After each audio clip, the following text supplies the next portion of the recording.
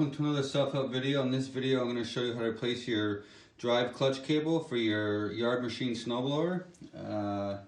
This one's a 10 horsepower 28 inch. And I mean the first thing here's the model number. It's on the bottom of this skid plate. The skid plate is held down, here's your model number right here. This skid plate is held down by 6 3/8 bolts. And the skid plate just goes on like that. So this is the bottom of your snowblower. I just took them off just to make it a little easier and quicker for this video. There's 6 bolts, they're 3/8 inch. Those are the bolts right there, 3/8, 6 of them. Once you remove those, it'll expose the undercarriage, the drivetrain to your snowblower. So there's 3 springs we're gonna replace. This one controls, is part, well, it controls what's also part of the auger, your auger system, which throws the snow. And this spring here is part of your drivetrain. And this is the new cable that I put on. So the new cable, this cable right here, this part number is right here, in case you want to order it. It's from Jack Small Engine Repair. That retention spring right there, that retention spring is this part number right here. And then this retention spring that goes to the auger is this one right here. So what you're gonna do is you have to, for this drive clutch cable, you have to loosen this up. This is a 7/16 bolt right here. So loosen this up because this is a guide, plastic guide for your cable. And then once you loosen that up, you can actually just slide your cable on. Just real quick, I use a pair of needle nose pliers to put these on. This one, I didn't, you can see, it goes on fairly simple. This one, I actually put this one on first, and then there's a little notch in the bottom here. Just pull your spring and it goes right onto that notch. So from there to there, this one here, this auger spring, I actually put this one on first because as you can see, there's a bolt that the other end goes on.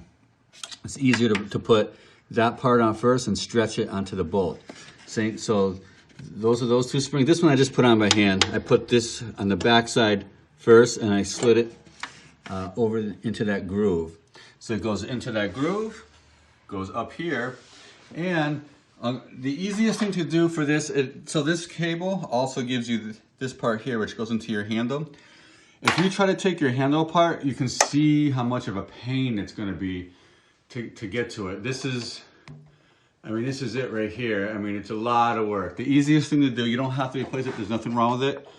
Put a pair of pliers on this part. This is the old cable, and a wrench on this nut.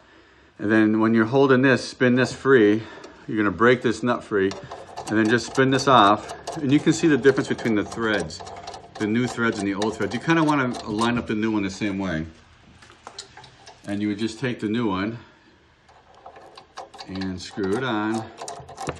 And once you get to where that nut is, I mean, it may be a little different because you have a new cable that's not stretched out, but you kind of want it in the same place, and then you would tighten that nut. Now, if you put this together and the thing starts driving on you slowly, or it doesn't, you can play with this. You can loosen it up if it's driving. If it's not driving, when you engage the lever, then you can tighten it up. And then you would just, once you tighten it up, you would tighten that nut down. So you put a pair of pliers on here and a pair of pliers on here and tighten the nut to here. And then that locks in that cable so it doesn't move. So like I said, if it doesn't move when you engage the cable, you might have to tighten this up.